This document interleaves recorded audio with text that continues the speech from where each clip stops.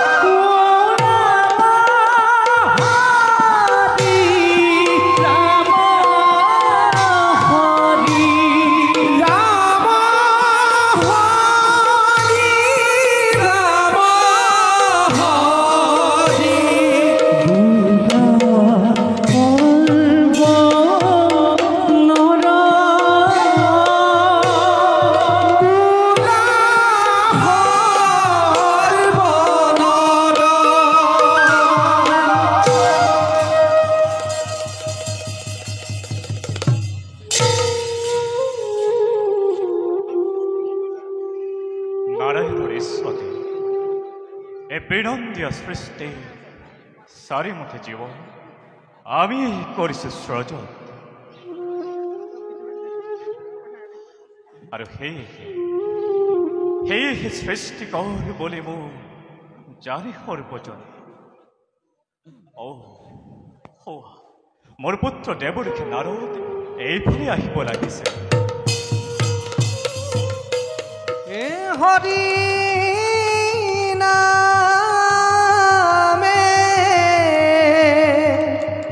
হৰি নামে হৰি নামে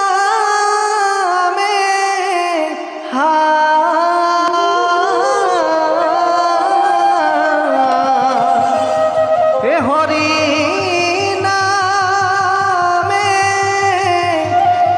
কৰি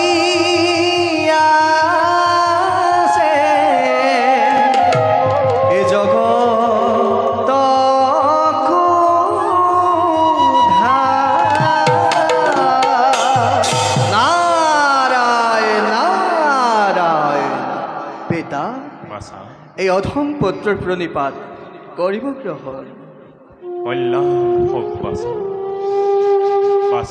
পিতা তোমাৰ গীত ধ্বনিত বিচাৰি পাওঁ যেন কিবা নতুনত্বৰ সম্ভেদ ঠিকেই কৈছে পিতা কিন্তু বুলি ৰৈ গ'লা কিয় বাছা কোৱা বাছা তুমি ক'ত কি দেখিলা কি শুনিলা সকলোবোৰ ভাঙি পাতি কোৱা পিতা বাছা শুনক তেন্তে পিতা গৈছিলোঁ মই বৈকুণ্ঠপুৰীলৈ শৰীৰ দৰ্শনৰ হেতু আঁতৰৰ পৰাই নিৰীক্ষণ কৰিলোঁ মই প্ৰভুৰ চৰণ কিন্তু হঠাৎ দেখা পালোঁ প্ৰভুৰ অন্য এক ৰূপত পিতা বাছা কোৱা বাছা তুমি প্ৰভুৰ কি ৰূপ দেখা পালা পিতা কোৱা বাছা প্ৰভুৱে নৰৰূপ লৈ সুন্দৰ শ্যামল মূৰ্তি ধৰি শোভা কৰিছে ৰত্নসিংহাসন আৰু পিতা কাষতে বহি অলংকৃত কৰিছে আৰাধ্যাজননী মাতৃ লক্ষ্মী দেৱীয়ে পিতা বাছা বাছা আৰু কি দেখিলা বাছা পিতা আৰু দেখিলোঁ এজন বাবাছা। বান্দৰৰূপী মহাভক্তই তেওঁলোকৰ চৰণত সেৱা কৰি চৰণৰ ধূলি হিৰে তুলি লৈছে পিতা। সেইবাবে ইয়াৰ উচিত সমিধান বিচাৰি আপোনাৰ পাশে দৌৰি আহিলোঁ পিতা। বাছা, পিতা নিৰাকাৰে নিৰঞ্জন হৰিৰ মহিমা মই একোকে বুজিব পৰা নাই। না বাছা, পিতা ইয়াৰ সমিধান মহেশ্বৰ শিৱইহে দিব পাৰিব। ব'লা বাছা, সেয়েহে আমি মহাদেৱৰ কাষলৈ যাওঁ। বলক পিতা, দুয়ো আমি সমগ্ৰসৰ। ব'লা বাছা।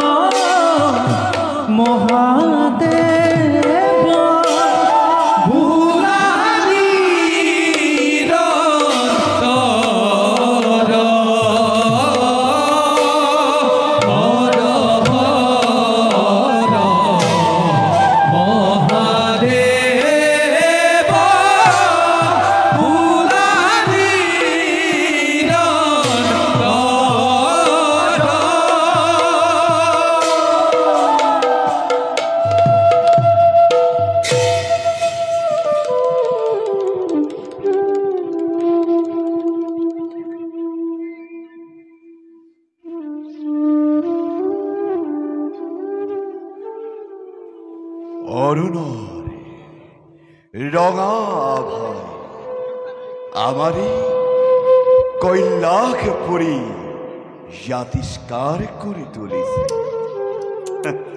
সকলোৱে মোক কয় ঢোলাৰে ঢুকিত হেনো মই নঙঠা ফকী। এই সকলোবোৰৰ মাজতে মই মাথো বিচাৰো নিৰাকাৰ হৰিৰ যুগৰ মূৰতি। হৱা ব্ৰহ্মদেৱ আমাৰ ফালে আহিব লাগিছে। আহক আহক, আপোনাৰ পদধূলাই পবিত্ৰ কৰিলে মোৰে কৈলাশপুৰী। মহেশ্বৰ, কওকচোন প্ৰজাপতি, কেবা সেৱা নিবেদিব এই শংকৰে তজু চৰণত? হে মহেশ্বৰ, প্ৰভু শ্ৰী ৰামায় নাৰায়ণৰ গুণাৰ কীৰ্তন আৰু মহিমাৰ কথা জানিব পাৰিম বুলি আগমন এই কৈলাশপুৰীলৈ। প্ৰজাপতি, তেনে কথা কৈ মোক উপহাস নকৰিব আপুনি। মহেশ্বৰ, সৃষ্টিৰ ৰহস্য যাৰ হাতত, মহেশ্বৰ, কিবা জানো প্ৰয়োজনেই শংকৰৰ কাষত। মহেশ্বৰ, নাৰায়ণ নাৰায়ণ। আজি আমাৰ এই পৰম সৌভাগ্য, সৃষ্টিকৰ্তা আৰু সংহাৰকৰ্তা দুয়োকে একেলগে পালো দৰ্শন। প্ৰণাম প্ৰভু। কথা দেৱঋষি, বাৰু কোৱাচোন ৰে পৰীক্ষী, প্ৰভু কি নতুন সংবাদ আনিছা তুমি আমাৰ কাষে? প্ৰভু সেই কথা মই পিতা সৃষ্টি কৰক আগেয়ে বুজাই কৈছোঁ, কিন্তু ইয়াৰ সমিধান বিচাৰিহে আপোনাৰ পাখে আহিলোঁ প্ৰভু। মানে নতুনত্বৰ সম্ভেদ বিচাৰি প্ৰভু আহিছে দুয়ো এই শংকৰৰ পাখে? হয় হয় মহেশ্বৰ, এক অংশ নাৰায়ণ চাৰি অংশ হৈ দেখা দিয়াৰ কাৰণ কি? ৰহস্য প্ৰভু, ই এক অতি ৰহস্য। শুনক, বৈকুণ্ঠত যি ৰূপ দেখুৱালে ভগৱন্তই, তাৰ চাৰি ৰূপ ধৰি অৱতাৰ লব প্ৰভুৱে মৰ্ত্য লোক। মহেশ্বৰ, কিন্তু তাৰ বাবেও এতিয়া ৬০,০০০ বয়স কিন্তু বাকী। শুনক প্ৰজাপতি, মহেশ্বৰ, দশমুণ্ড আৰু কুৰি ভুজা ৰূপে ৰাৱণ নামে এক দুদান্ত ৰাক্ষস জন্ম লবহি লংকা নগৰে। মহেশ্বৰ, আৰু তাকেই পঢ়িবৰ বাবে প্ৰভু ভগৱন্তই দশৰথৰ গৃহে জন্ম ধব। মহেশ্বৰ, আৰু শুন, তিনিগৰাকী নাৰীৰ গৰ্ভত শ্ৰীৰাম, লক্ষ্মণ আৰু ভৰত শত্ৰুঘ্ন নামে প্ৰভুৱে লভিব জনম। এক অভিন্ন ভগৱানৰ সেই চাৰি অংশ লব অৱতাৰ। আৰু দেৱৰীষি, প্ৰভু তুমি যে লগ পাইছিলা সেই ভক্ত বানৰক, প্ৰভু দেৱী হনুমান। নাৰায়ণ নাৰায়ণ, তোমাৰ কি যে অপূৰ্ব লীলা প্ৰভু, তোমাৰ কি যে বিচিত্ৰ লীলা। আৰু শুনা দেৱৰীষি, লক্ষ্মী দেৱীও জন্ম লব জনকৰ গৃহত সীতা নামেৰে। নাৰায়ণ পিতৃৰ বাক্য পালি বনবাসে যাব ৰাম সীতা লক্ষ্মণৰ সংগে। সীতাক হৰণ কৰিব সেই অত্যাচাৰী ৰাৱণে, আৰু তাকেই বধ কৰি উদ্ধাৰিব সীতাইক আমাৰ এই ভগৱন্তৰ ৰূপ শ্ৰীৰামচন্দ্ৰই। মহেশ্বৰ, এমানতে কিন্তু শেষ নহয় নাৰদ, প্ৰভু শ্ৰীৰামচন্দ্ৰৰ নামৰ মহিমা, ৰাম নামৰ মহিমা কিন্তু অপাৰ। শুনা, শুনা ৰাম নামৰ মহিমা।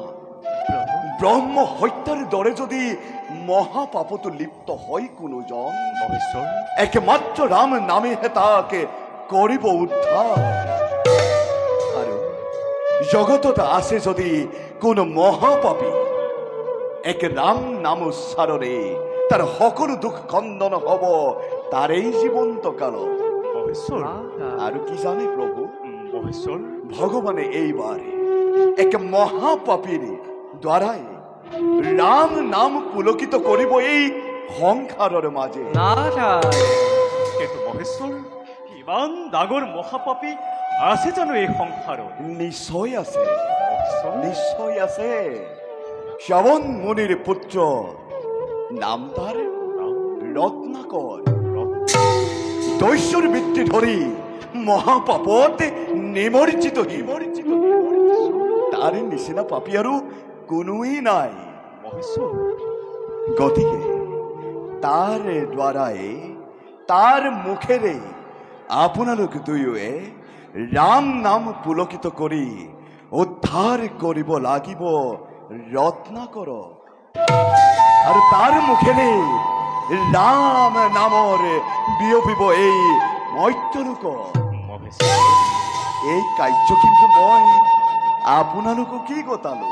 মহেশ্বৰ, বুঝিল বুঝিল প্ৰভু, আজি পাপীৰ মুখেৰই হব ৰাম নাম প্ৰকাশ। বলো পিতা, আমি দুয়ো নিষ্কৰ্তব্যত অগ্ৰসৰ। বলা বাসা, পাপীৰ মুক্তিৰ পথ কলৈকৈ দেখুৱাম। মহাদেৱ, আমি এতিয়া বিদায়হে মাগিলো। বলক প্ৰজাপতি।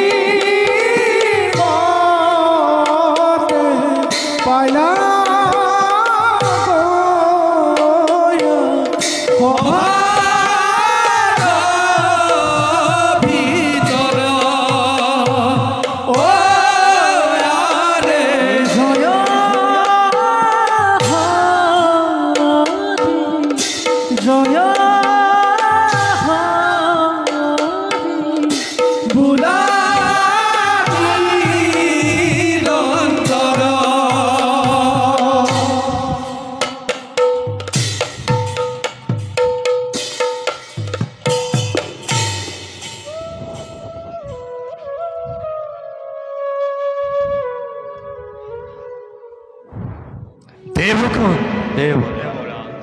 ইন্দ্র মই স্বর্গর রাজা ৩৩ কোটি দেবতার গরাকি নাম দেবেন্দ্র জানে সর্বজনে বিধাতার অপূর্ব সৃষ্টি এই অমরাবতীপুর মোরে সাম্রাজ্য কোৱা দেবগণ বিখণ্ডৰ সৌন্দৰ্য আৰু মনোমোহা নন্দন কাননৰ সৌন্দৰ্যই নহয় জানো আমাৰ গৌৰৱ কিন্তু দেবগণ নন্দন কানন আৰু স্বৰ্গৰ মুখত পৰি দৈত্য দানৱে বাৰে বাৰে মৃত্যুবৰণ কৰিছে দিন নাই ৰাতি নাই কেৱল অবিৰাম যুদ্ধ দেৱৰাজ চিন্তা কৰিলে কি হ'ব কেৱল প্ৰভুৰ এই মহান সংসাৰৰ ৰক্ষাৰ বাবে আৰু দুষ্টক দমনৰ বাবে অমৰাৱতীৰ সৃষ্টি দেৱৰাজ আমি দেৱতা সমাজ প্ৰভুৰ দাস সেয়েহে দেৱৰাজ দুষ্টক দমন কৰাই আমাৰ প্ৰধান কৰ্তব্য দেৱৰাজ পাপিক শাস্তি প্ৰদান কৰাটোৱেই আমাৰ দেৱতাৰ কৰ্তব্য আৰু এই অমৰাৱতীৰ লোভত পৰিলে দৈত্য অসুৰ ৰাক্ষসাদি মৰিবই লাগিব সেয়া ভগৱন্তৰ কৰ্তব্য আৰু দেৱৰাজ যিহেতু অমৰাৱতীৰ লোভত পৰি অসুৰ দানৱ ৰাক্ষসে সদায় অমৰাৱতী আক্ৰমণ কৰিব লাগে সেইবাবে আমাৰ অমৰ সুন্দৰীৰ যুদ্ধই চিৰলগুৰি দেৱৰাজ সখীময় তোমালোকৰ সমধুৰ বাক্যত বহুবাৰ অসুৰৰ লগত যুদ্ধত হাৰি ভৰিছিলো অনাই বনাই দেৱৰাজ কিন্তু তোমালোকৰ অসীম পৰাক্ৰম আৰু স্নেহৰ বাবে সুখেৰে বাস কৰিছো এই স্বৰ্গপুৰে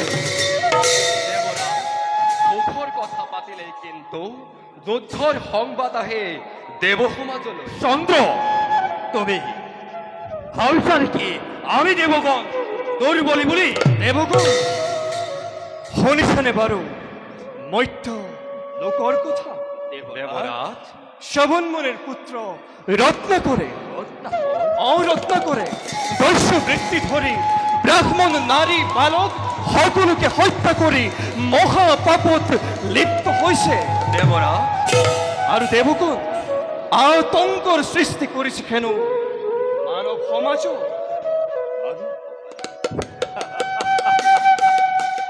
দেবরাজ এয়া তো ঘর বাতরি ইয়ার বাবে পাপীর বাবে এই স্বর্গর পথ চির কালর বাবে রুদ্ধ হই রব দেবরাজ পাপিক সত্য জ্ঞান কৰা বাহিৰে মৃত্যু জ্ঞান কৰাহে উচিত উত্তম তুমি থেকেই কৈছা চন্দ্ৰদে পাপেৰ পাপেই তাৰ বিনা খৰকাৰ উপযুক্ত কথা দেৱগুণ দেবৰাজ কিন্তু আৰু এটা কথা শুনা ভালদৰে প্ৰকাশ কৰক দেবৰাজ মথুৰাৰ ৰজা নমচিয়ে নমস্তে নমচিয়ে নিজকে হৰ্তা কৰ্তা বিধাতা বুলি ৰজাৰ মাজত কৰিছে প্ৰচাৰ দেবৰাজ গতিকে সকলো থাকিবা সাৱধান হৈ চিন্তা নকৰিব দেবৰাজ নিশ্চয় আমি শত্ৰু কৰিম পিনা বেশ কথা তেন্তে নাই আৰু চিন্তাৰ কথা বলা দেৱগুণ আমি নিজ নিজ কৰ্তব্যত অগ্ৰসৰ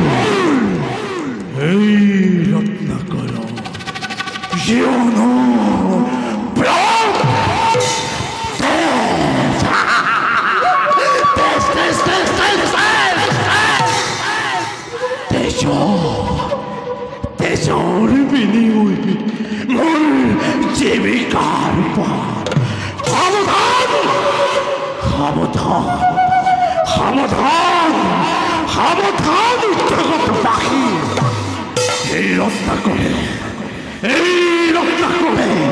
কাকুৱে নকৰে ক্ষমা কোনোজন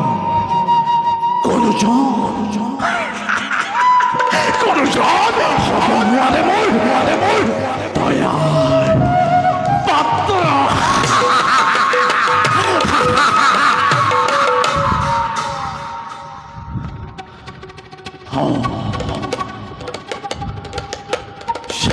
চাওঁতে পুৱা মোৰ ত্যাগ আহিব পশ্চিমৰ শিৰত তথাপিও এই পৰ্যন্ত কোনো জন্মৰ শিকাৰত পৰা নাই। কিয় পৰা নাই? কিয় পৰা নাই? কিয় পৰা নাই? কিয় কিয় কিয় কিয় কিয় কিয় কিয়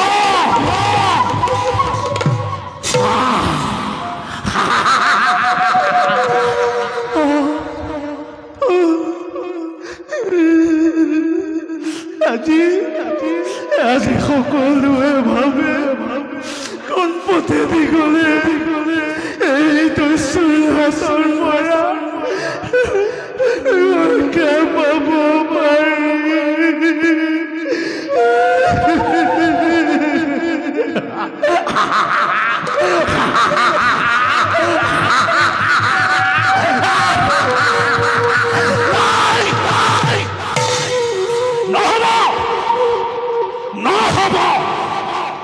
এই পথত থাকিলে মোৰ মনৰ কামনা পূৰ্ণ নহ'ব।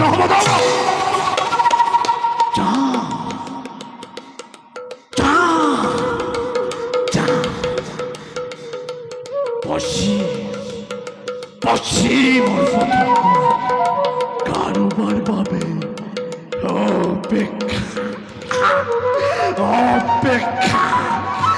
অপেক্ষা কৰোঁ।